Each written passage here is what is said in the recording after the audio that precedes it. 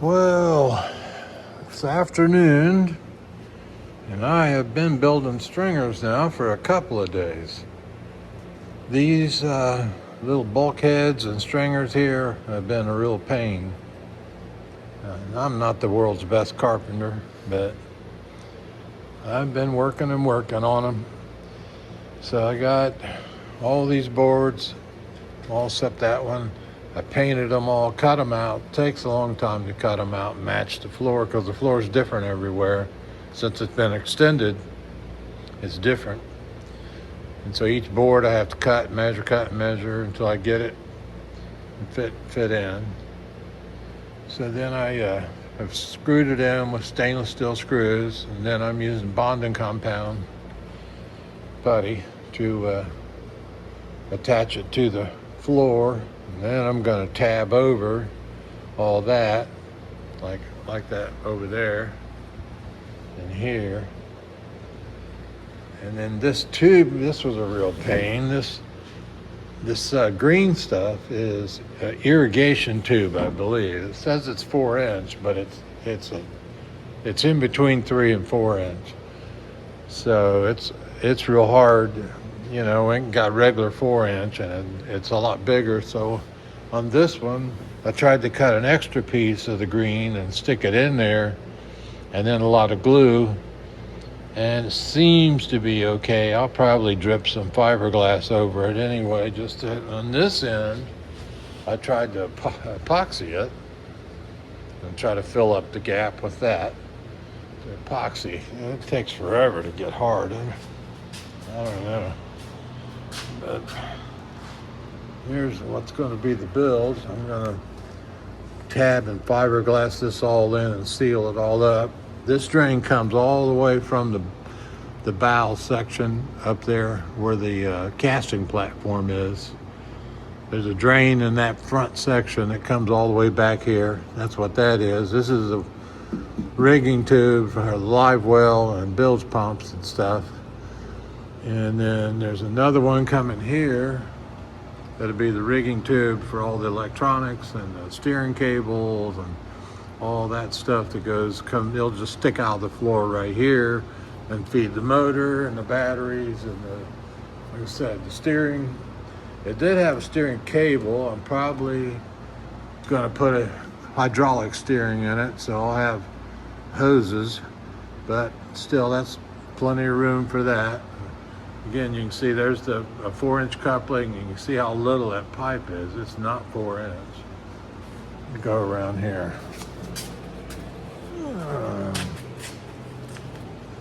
Yep, there's my sides. I've been climbing on here. Yeah, here we are. So you can see how much different there is in that. But I'll glue it or epoxy it or something, but it's going to be watertight. Then back here, I'm going to have to, where the elbow goes up, I'm going to drill and make a hole in the pipe so it can drain out of the pipe over into the bilge area, because the original design, they just drilled holes in it and let it drain out in the floor, and then it went into foam. So I don't know what kind of stupidity that is, but that's how it was. That's not how it's going to be, though. I'm going to put all the water in the bilge. Like that goes there, and then this pipe here is going to come back here, and it's going to have a drain to go over in there. So whenever you're washing the floors and stuff up here, and water goes down, because they come up under the console right there, and the other one comes up under the console right there. And so if you're just hosing it out and stuff after fishing, you're going to get water down there. It's going to run back in there. So that's what I've been doing. This took a lot longer than I thought. I think I've been on this about 2 days now, and it's taken me a while. I still have a few more bulkheads to do, and I still have this rigging tube before I can finally get on to something else. But that's where we're at for the moment here. There's the old Nitro and the new piece. Almost take some more of that off pretty soon. Well, let's see. I think that's about it for the moment. Good morning.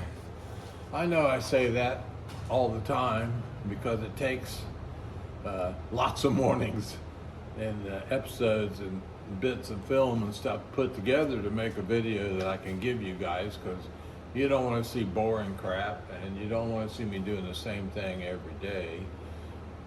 So I say good morning because it's been several days. I think I've been on these stringers now for I don't know, 4 or 5 days. I get here and work on it every day, whatever time I got, half a day, whole day, no day, whatever. So it takes several days to make one part that I put up for you guys. And keep liking and subscribing. It's great. It helps me out. And I'm going to show you the stringers I've been doing. They are they're tough because every one of them, it's mostly bulkheads now. I got all the stringers in and I'm working on bulkheads, and every one of them is different. So I got to make a measurement, get it shaped roughly, I get in the boat, I mark it, I get back out, jigsaw or circular saw or jigsaw, whatever it takes. It's usually some of both, and every one of them takes like 10 trips in and out of the boat, back down here, over the trash can, saw it, over to the bench and saw it. You know, I've been eating up on pieces of board, and I'll show you here in a minute. This took me a lot longer than I thought it would, because one day you cut, then you got to paint them so the resin can soak in to help waterproof the wood. Then the next day you got to structure bond them down, bed them, and then fiberglass and tab them in. Then the next day you do some more of them. So it takes quite a while to do the stringers. I'm surprised, but I never done it before, so hey, I'm working along with it. And here's one of the rigging tubes I was showing you. Now this oddball thing here, all this, it says it's 4-inch on it, but it's not standard 4-inch. I think it's irrigation piping. And so they have their own little size. But if you're a boat company and you can buy this a lot cheaper, and you're doing hundreds of boats, then you could save yourself a lot of money. So I can't blame them for using it. There's nothing wrong with it. It's just oddball, and you can't buy anything for it. I looked around, I don't see anywhere it sells irrigation plumbing. If you were ordering it by 1,000 foot, I'm sure you could find somewhere. And this is one of the, like, I hate to call things stupid when I'm an amateur boat builder, but yeah, this was really stupid because they had a hole drilled on it right there. So this rigging tube is this far above in the back of the boat. So any water splashed over here, or you're washing it out, or you're in the waves and the water runs to the back of the boat or whatever, it's only this much. So a lot of water goes in here inadvertently, of course, and then it would drain out this hole and drain into the bottom of the boat and then into the phone. It's like, I don't know how you come up with that kind of idea, but I am, as you can see, I epoxied in a fitting here, epoxied it in and used some fiberglass to smooth it out inside. Then I'm going to put a 90 on it, and then I'm going to direct it over into the bilge area. So any water that goes down this pipe from in the back or in the front, because it comes up under the console also, and it sticks up about that much under the console. So whenever you got the hose out, you're cleaning the boat up after a day of fishing and everything, all that water flies in there, comes out here, has a hole, drains on the bottom of the boat, soaks your foam. I mean, what a stupid ass ideal. I just don't understand. But anyway, I'm going to fix it. It's going to be in the boat like that. I'm going to have this over here, have it directed over into the bilge, because this is the rear of this tube. Now the front tube, I'll show it to you, because it passed the other one. The front tube had a hole in it too. It's like up in the front, they decided, so it's up in the front there, it's faced this way. of course, and they put a big hole in it right here, and they ran some. I think they intended to have trolling motor wires run from the valve area. And they laid it in the foam so you could never pull it out. I was trying to change it, and it would not pull because it was in the foam. I didn't know that. I mean, usually you put everything in a conduit of some kind, so not so. And so this was, the front one is in the boat, and they run the trolling motor wires from the bow area. When you have a tube already running the length of the boat, and you run it and just drill the hole up there, and they run the trolling motor wires in here, and then through here and into the back, and then up in the back. So stupid. So when I get in here and do this, I'm gonna just epoxy over or fiberglass over this part of the hole that's in the front. Because that water, whenever you're hosing it off, that water drains into the bottom of the boat and soaks your foam. So I don't know why they do that stuff. It's like so stupid, but they did it, so I'm gonna fix it.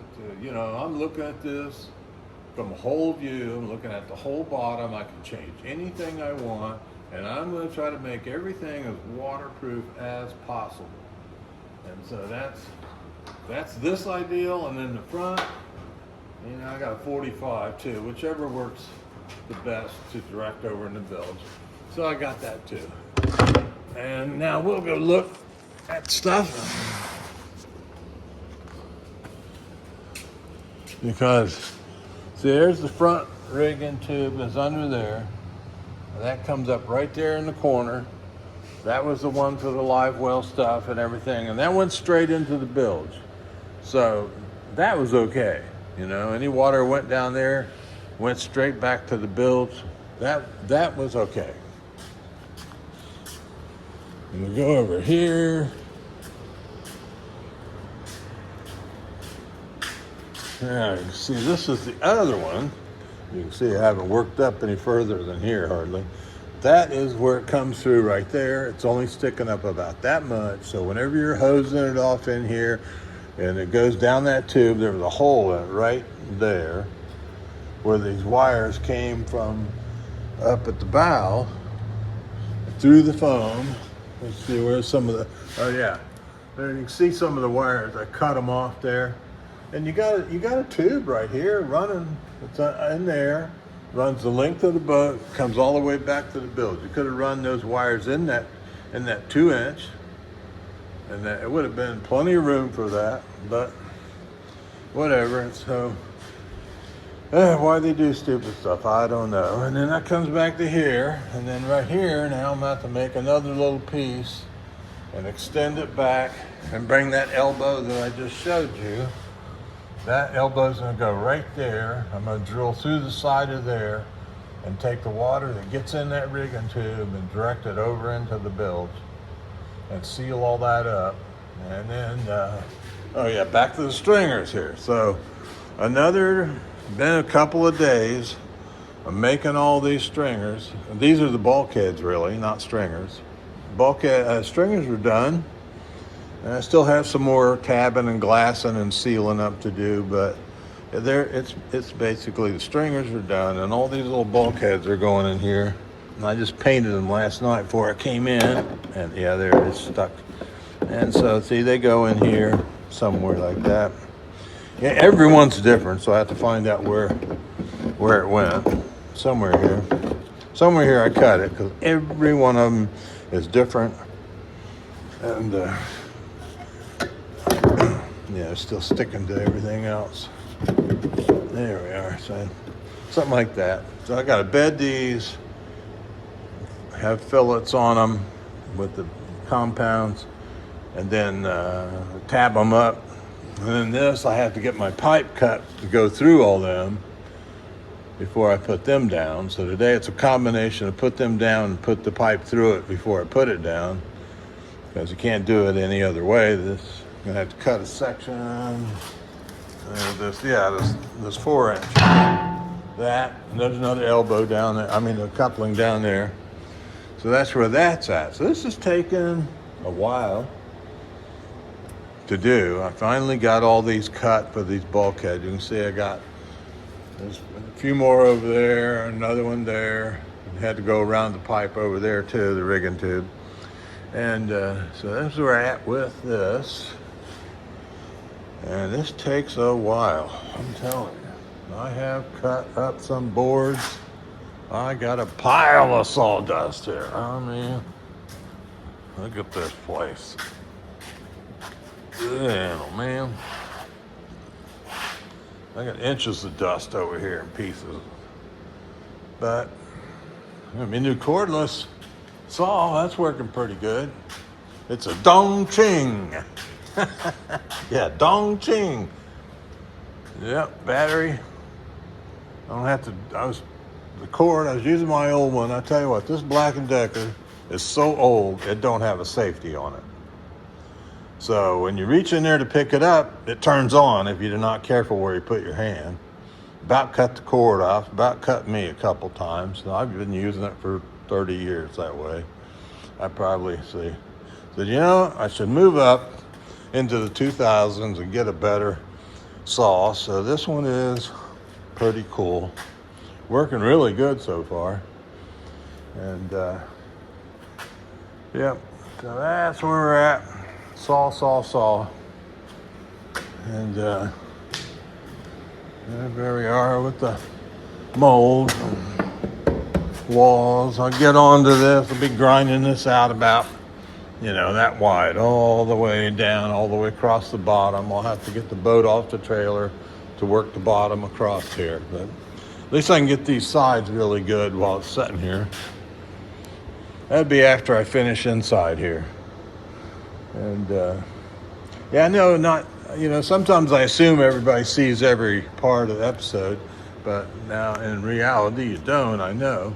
So, this all started way back from the boat being waterlogged and me thinking that it had a bad design, and that's why it was setting so low and hard to get on plane and needed trim tabs and all this stuff. And I thought it was just a bad design. I thought add a couple feet to it. Nobody I've seen does that hardly, not on these little boats. And so I said, I'll add a couple feet. But when I cut the floor up, just to add, I found all the foam in the water.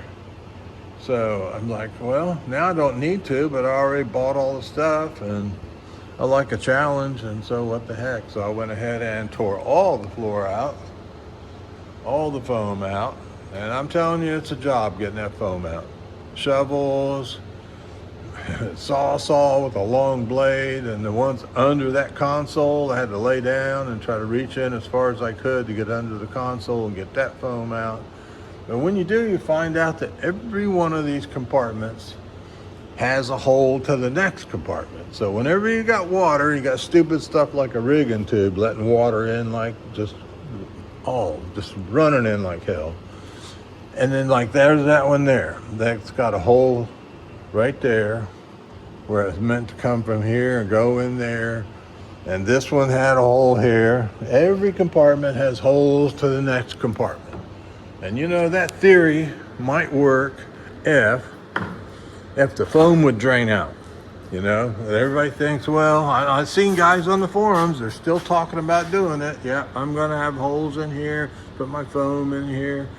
And, I got to tell you guys, the water never drains out of the foam. I'm still finding foam. Now, this has been in here for months. Dry. It hasn't been outside for 6 months. And it hasn't been on the water for at least 6 or 7 months. And there's still... I dig some, the other day I got some foam off right in there. I think, it's right here on this rigging tube. I took some of that foam off so I could get a hold of the end of that rigging tube to clean it up and get a coupling on it. And I still found some moist foam. So, I'll tell you what, water never drains out of the foam. So once it gets in there, it stays. And I don't care if you jack your boat up and hang it from a tree, it will not come out of so the ideal is not to ever let the water get in your foam or not have foam, one or the other. I mean, you can have sealed air spaces, which I've been thinking about a lot. And still, I don't know. I seen a guy on the forums. He said he put the foam in Bisqueen. So he lined this area with Bisqueen. Then he put the foam in it. Then he took it out. So I guess he had it so it would expand, but he could pull the pieces out. Then he took it and had rhino liner put on the top of the foam to seal it. So he had a sealed foam cube. Then he put it in and put the floor over it. So, whew, I guess that's one way to do it. So I don't know, still tossing it around. I mean, they could maybe put foam like in this space here, because I know it's all mostly new stringers, and all back here is sealed into the transom, and it's going to be sealed all the way. I might put some foam in these areas that are way up, but the thought that's occurred to me is underneath the console, there's a lot of screws that I can't get to, and the factory put in and somebody else put in. And so how am I going to be able to seal those screws from getting into this center section? So I was going to seal them all, and now I'm not sure. I'm rethinking. I'm not sure. I like your guys' ideals and comments. I read them all. I try to answer them. And but this foam ruins boats. I mean, you look on YouTube and look at all the boats, and people are ripping out floors and stringers from the foam. And if there was nothing in here, of course you wouldn't have any flotation. But if there was nothing in here, you could come in, jack the boat up, and all the water would drain out the back. But if you got foam in there, it stays in the foam. And so you got a composite boat, that's fantastic. At least it won't rot away, but you still have 1,000 pounds of water in the bottom. I mean, 1,000 pounds of water makes your boat set so low. This one, that it was above the scuppers. The water level was about here. Here's the scuppers.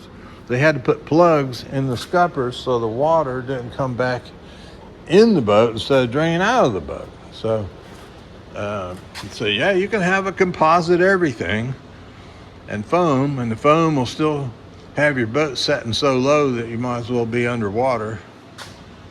So I don't know. I may put some foam like in the sides here. I don't know. I'm torn on that right now, because for a while I thought I could seal up every screw in this, and then I thought, the gas tank's bolted down up there, the console's bolted down up there. I can't really get to all them bolts underneath of it unless I take this whole T-top off. And I can't do that. I couldn't even lift it up in here. It's almost to the roof of the garage, so I don't know how I would get it off. And then the console, and I'd have to go, I don't know, I'll be crawling underneath there and see how many screws are coming through, see if I can waterproof them. So I'll have to decide on this yet, how much I'm going to seal this part. But I know I'm sealing out here, that's for sure. These two, they're getting all sealed. Every space where it goes through is going to get the tabbing like that, and it's going to get all sealed. So today I'm going to start off with mixing up my structural putty, bedding all these little bulkheads down, get them tabbed, and then I can say, okay, I'm almost done with the floor. What am I going to do next? Am I going to start with putting some flooring in, or a little foam, or I could start on the outside and say, well, I need to dig down through there, each one, get my overlap going there, get some more foam off of there. I think I took a board off there. Yep, I took that little board off. Okay, can't get no more of the mold off until I lift up the boat some, I think. So there's the old extended Nitro. There's where we're at. And I think that'll be all for this part of it. And I just add pieces together and put them up till I got enough to make a decent video, and then I'll put it up for you guys. So this is Mr. 65 CUDA, and Oh yeah, don't forget to use your True Composites discount code, and right in their little checkout thing, it says a discount code. You put in Mr. 65 CUDA, all caps, all one word, and you'll get a discount from True Composites. And I've been ordering a bunch. I think I am on, let's see, I see it down here. I got 5 gallons in this week, and I have 2 full gallons left. So I think I'm up to, I was 8, 9, I don't know, I'm up 11, maybe 11 or 12 gallons so far, because this one here is right there. So this will be a goner. And this is my vinyl ester, which I keep for, it's almost gone. And I keep that for outside and direct in the water stuff here. Here's my structural putty from True Composites. So yeah, I got the stuff for you. I think I even ordered some new epoxy from them. Pro Glass epoxy. I got that from them. They have fiber lay, they have pour foam, they have RJ pour transom. If you want to pour a transom, which I might do on this thing here, I might pour a transom on the back. We'll see. But I better get off here. Till the next part.